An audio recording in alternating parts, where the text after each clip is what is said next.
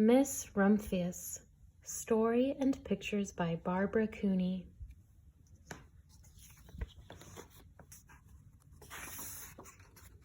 Miss Rumphius. To Saint Nicholas, patron saint of children, sailors, and maidens.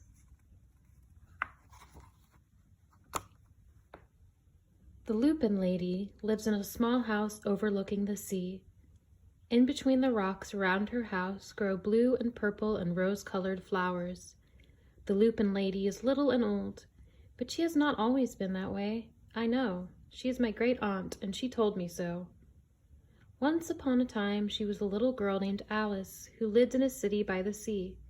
From the front stoop, she could see the wharves and the bristling masts of tall ships. Many years ago, her grandfather had come to America on a large sailing ship.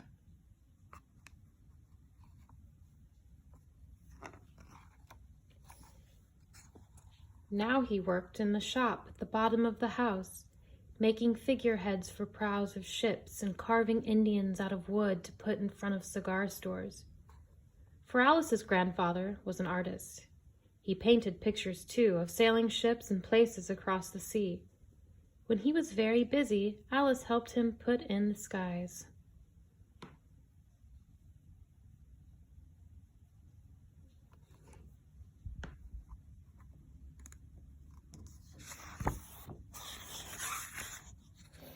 In the evening, Alice sat on her grandfather's knee and listened to his stories of faraway places.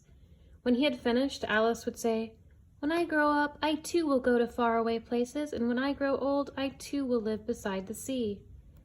"That is all very well, little Alice," said her grandfather, "but there is a third thing you must do." "What is that?" asked Alice. "You must do something to make the world more beautiful," said her grandfather. "All right," said Alice, but she did not know what that could be.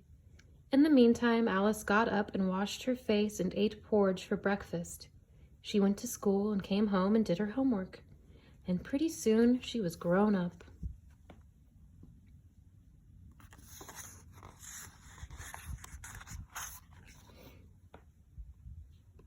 Then my great aunt Alice set out to do 3 things she had told her grandfather she was going to do. She left home and went to live in another city far away, far from the sea and the salt air. There she worked in a library, dusting books and keeping them from getting mixed up, and helping people find the ones they wanted. Some of the books told her about faraway places. People called her Miss Rumphius now.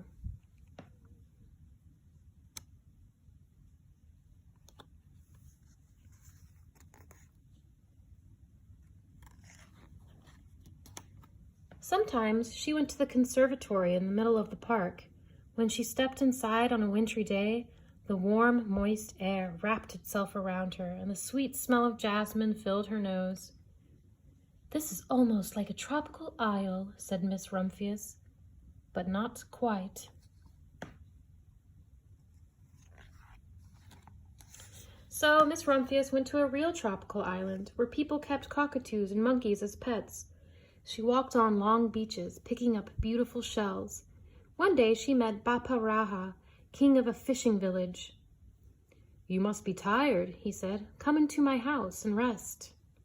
So Miss Rumphius went in and met the Bapa Raha's wife. The Bapa Raja himself fetched a green coconut and cut a slice off the top so that Miss Rumphius could drink the coconut water inside.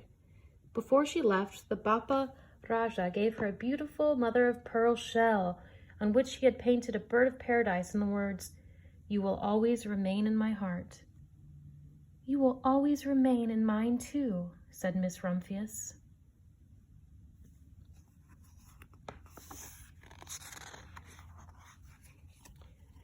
My great aunt, Miss Alice Rumphius, climbed tall mountains where the snow never melted. She went through jungles and across deserts. She saw lions playing and kangaroos jumping, and everywhere she made friends she would never forget. Finally, she came to the land of the lotus eaters, and there, getting off a camel, she hurt her back. "What a foolish thing to do," said Miss Rumphius. "Well, I have certainly seen faraway places, Maybe it is time to find my place by the sea. And it was. And she did.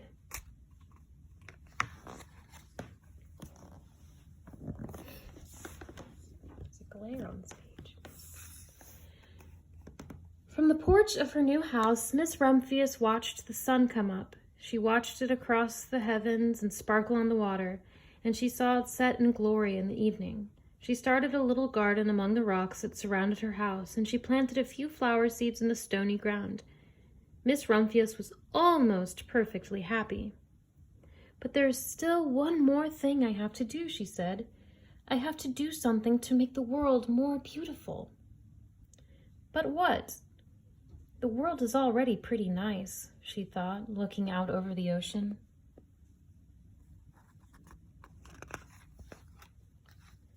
The next spring, Miss Rumphius was not very well. Her back was bothering her again, and she had to stay in bed most of the time. The flowers she had planted the summer before had come up and bloomed in spite of the stony ground. She could see them from her bedroom window, blue and purple and rose-colored. "Lupins," said Miss Rumphius with satisfaction. "I have always loved lupins the best. I wish I could plant more seeds this summer so that I could still have more flowers next year." But she was not able to.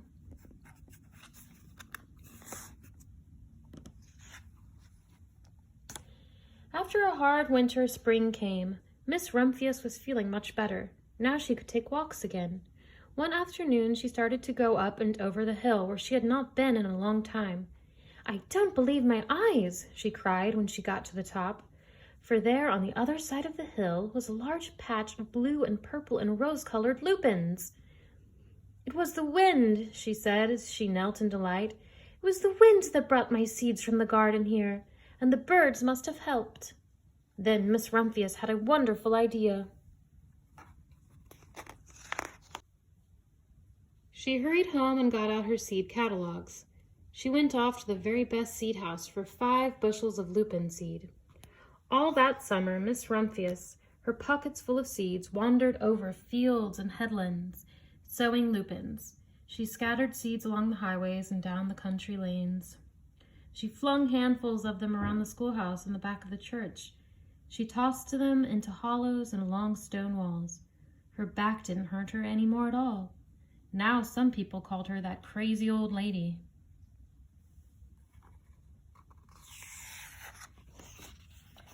The next spring there were lupins everywhere. Fields and hillsides were covered with blue and purple and rose-colored flowers. They bloomed along the highways and down the lanes. Bright patches lay around the schoolhouse and back of the church. Down in the hollows and along the stone walls grew the beautiful flowers. Miss Rumphius had done the third, the most difficult thing of all. My great-aunt Alice, Miss Rumphius, is very old now. Her hair is very white. Every year there are more and more lupins. Now they call her the Lupin Lady. Sometimes my friends stand with me outside her gate, curious to see the old lady who planted the fields of lupins. When she invites us in, they come slowly. They think she is the oldest woman in the world. Often she tells us stories of faraway places. "When I grow up," I tell her, "I too will go to faraway places and come home to live by the sea." "That is all very well, little Alice," says my aunt, "but there is a third thing you must do." "What is that?" I asked. "You must do something to make the world more beautiful." "All right," I say,